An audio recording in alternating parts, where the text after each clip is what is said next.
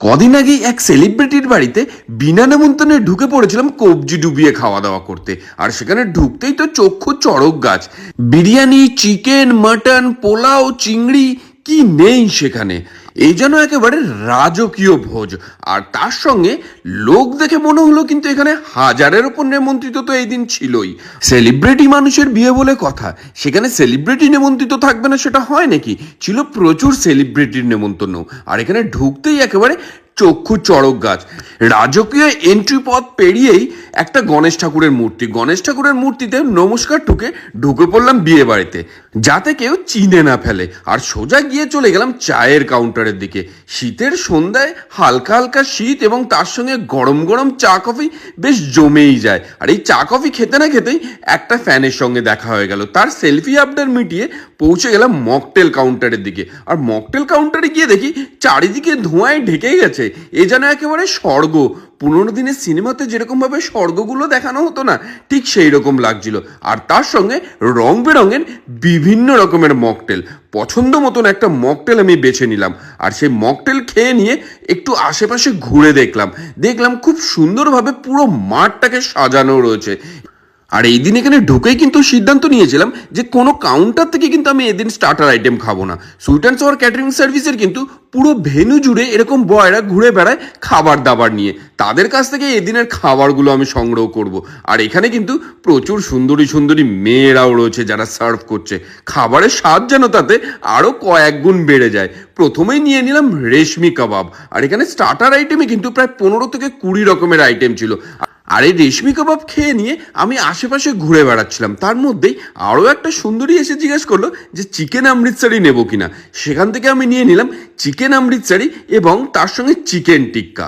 খুব সুন্দরভাবে কাবাবগুলো প্লেটে করে সাজিয়ে তার সঙ্গে টুথপিক দিয়ে এবং এই টিস্যু পেপার দিয়ে আমাকে এটাকে সার্ভ করা হলো। তার সঙ্গে আমাকে দেওয়া হয়েছিল গ্রিন চাটনিও। আর সেই গ্রিন চাটনিতে কাবাবটা বুলিয়ে একদম মুখে চালান করতে কিন্তু জাস্ট অসাধারণ লেগেছে। শীতের সন্ধ্যা এরকম হাতে গরম কাবাব আর কি চাই বলুন। আর এই কাবাবটা খেয়ে নিয়ে আমি নেক্সট চলে গেলাম কিন্তু এদের চাইনিজ কাউন্টারের দিকে। চাইনিজ কাউন্টারে এখানে rice, noodle, veg manchurian, chicken manchurian, chilli chicken, প্রনের একটা আইটেম ছিল, প্রচুর রকমের অপশন। কোনটা ছেড়ে কোনটা খাবো এটা একটা আমার কাছে কঠিন প্রশ্ন হয়ে গিয়েছিল। আর আপনারা জানেন যে আমি একটু ভাত প্রেমী, তাই জন্য কিন্তু এখান থেকে নিয়ে নিলাম মিক্সড রাইস এবং তার সঙ্গে চিলি চিকেন। এখানেই ক্ষান্ত নয়, প্রনের যখন একটা আইটেম রয়েছে সেটা না নিলে আবার খাবার দাবার জমে নাকি। তারপরে নিয়ে নিলাম প্রনের একটা আইটেম। আর এখানে যিনি সার্ভ করছিলেন উনি বলছিলেন উনিও নাকি আমার ভিডিও দেখেন। সেই নিয়ে গল্প করতে করতে খাবারগুলো নিয়ে নিলাম। আর খাবারগুলো নিয়ে একটু চলে গেলাম সাইডে ফাঁকার দিকে। জমিয়ে খেতে গেলে চারপাশে লোকজন থাকলে যেন কেমন করে, তাই জন্য ফাঁকায় গিয়ে এরকম চিলি চিকেন এবং গরম গরম মিক্সড রাইস সব কিছু মেখে নিয়ে সোজা মুখে চালান করে দিলাম। আর তার সঙ্গে চিলি চিকেনের পিসগুলোও কিন্তু যথেষ্ট অ্যাভারেজ সাইজের ছিল। আর তার সঙ্গে সেটা হচ্ছে সুইট অ্যান্ড সাওয়ার ক্যাটারিং সার্ভিসের সেট আপগুলো। এই সেট আপগুলোর মধ্যে কিন্তু একটা রাজকীয় ফিল রয়েছে। যত বেলা গড়াচ্ছে ততই কিন্তু লোকের ভিড় বাড়তে শুরু করেছে এই বিয়ে বাড়িতে। আর সেই সমস্ত ভিড় উপেক্ষা করে আমি পৌঁছে গেলাম এদের দই বড়ার দিকে।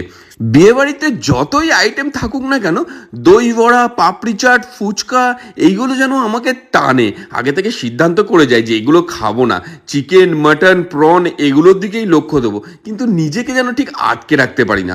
আমার মতন আর কে রয়েছেন যে বিয়ে বাড়িতে গিয়ে ফুচকা, পাপড়ি চাট, দই বড়া এগুলো দেখে ঠিক নিজেকে আটকে রাখতে পারেন না?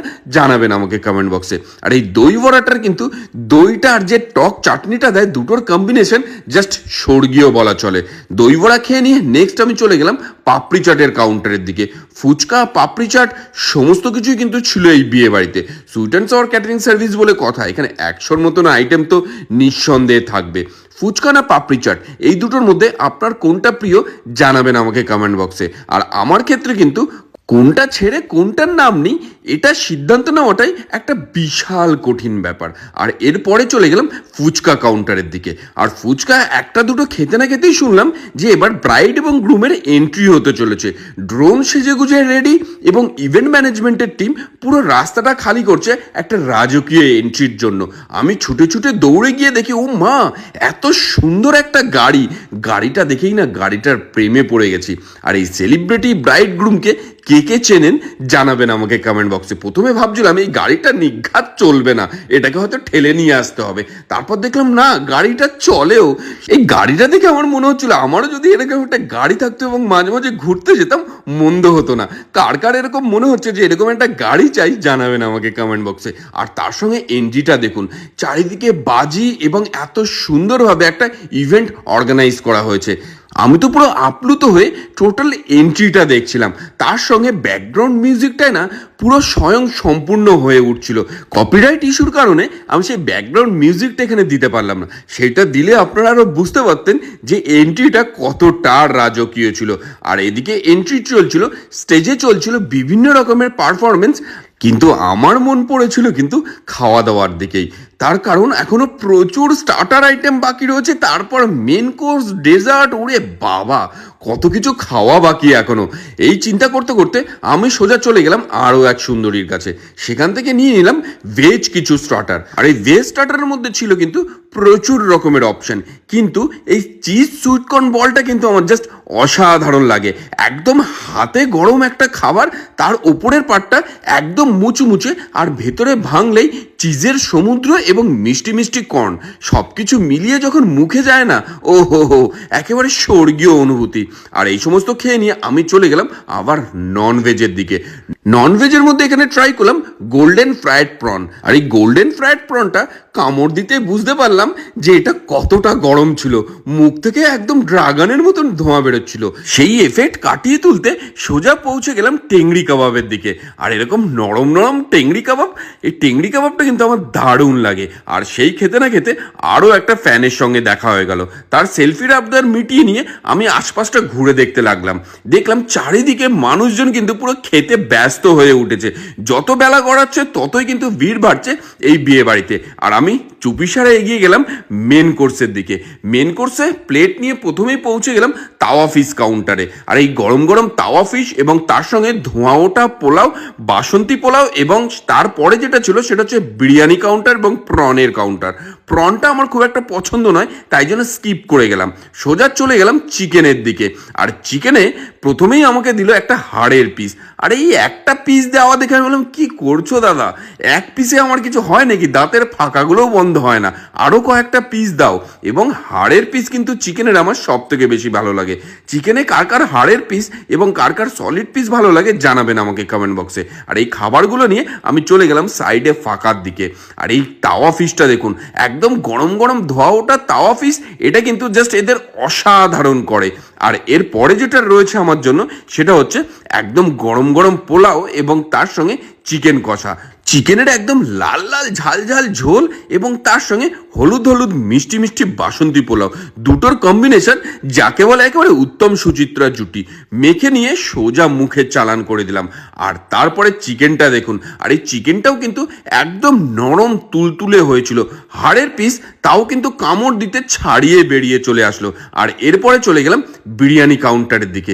বিরিয়ানি কাউন্টারের দিকে এই দৃশ্যটা দেখে নিজেকে ঠিক আটকে রাখতে পারছিলাম না। এটাকে বিরিয়ানিতে মাটনের উল্কাপাত কিন্তু বলা যেতেই পারে। কে কে আমার মতন বিরিয়ানি প্রেমী আছেন যে ভিডিওটা দেখছেন জানাবেন আমাকে কমেন্ট বক্সে। আর সেখান থেকে কিন্তু গরম গরম সুগন্ধিযুক্ত রাইস এবং তার সঙ্গে একটা নাল্লি পিস আর আলু নিয়ে আমি চলে আসলাম সাইডের দিকে। আর পিসগুলো দেখেছেন মোটামুটি ভালো সাইজের কিন্তু পিস থাকে। আর মাটনটা দেখুন, আলতো করে কামড় দিতে হাড় থেকে ছাড়িয়ে বেরিয়ে চলে আসলো। আর এই গরম গরম আলু আলতো করে ভাঙার চেষ্টা করতেই হাতটা গেল আমার পুড়ে। কিন্তু হাত যতই পুড়ুক, বিরিয়ানির আলু কি আর ছাড়া যায়? এবং তার সঙ্গে আমার হাড়ের একটা তরোয়াল পিস পড়েছিল। সেই সমস্ত কিছু উপেক্ষা করে গরম গরম সুগন্ধিযুক্ত রাইস, নরম নরম আলু এবং মাংস এক জায়গায় করে নিয়ে সোজা মুখে চালান করে দিলাম। আর এই গরম বিরিয়ানিটা মুখ থেকে পেটে চালান করতে কিন্তু আমার বেশ কিছুটা সময় লেগেছিল। তারপরে চলে গেলাম ডেজার্ট কাউন্টারের দিকে। আর ডেজার্ট কাউন্টারে যখন গেছি, চারিদিকে দেখুন লোকে লোকারণ্য, তার মধ্যে থেকে একদম মেসির মতন ডচ কেটে আমি পৌঁছে গেলাম বেকড রসগোল্লার কাছে। আর এখান থেকে নিয়ে নিলাম 2 পিস বেকড রসগোল্লা এবং তার সঙ্গে ছিল মাখা সন্দেশ এবং মিহিদানা। এছাড়াও কিন্তু জেলেবি উইথ রাবড়ি এবং আরও কিছু ডেজার্টের অপশন ছিল। সুতরাং খাওয়া দাওয়া, সেট আপ এবং সার্ভিস অ্যারেঞ্জমেন্ট সমস্ত কিছু থেকে বুঝতেই পারছেন, আপনাদের বিশেষ দিনকে যদি আরও ইয়াদগার করে তুলতে হয় তাহলে কিন্তু আপনাকে কল করতেই হবে সমস্ত সেলিব্রিটিদের ভরসা সুইট অ্যান্ড সাওয়ার ক্যাটারিং সার্ভিসকে, যাদের কন্ট্যাক্ট নাম্বার আমি আপনাদেরকে ডেসক্রিপশনে দিয়ে দিলাম। আর এই বেকড রসগোল্লাটা খেয়ে নিয়ে আমি আস্তে আস্তে এগিয়ে গেলাম পানের কাউন্টারের দিকে। সেখান থেকে একদম মিষ্টি পান নিয়ে সোজা ছুটলাম বাড়ির দিকে। কেমন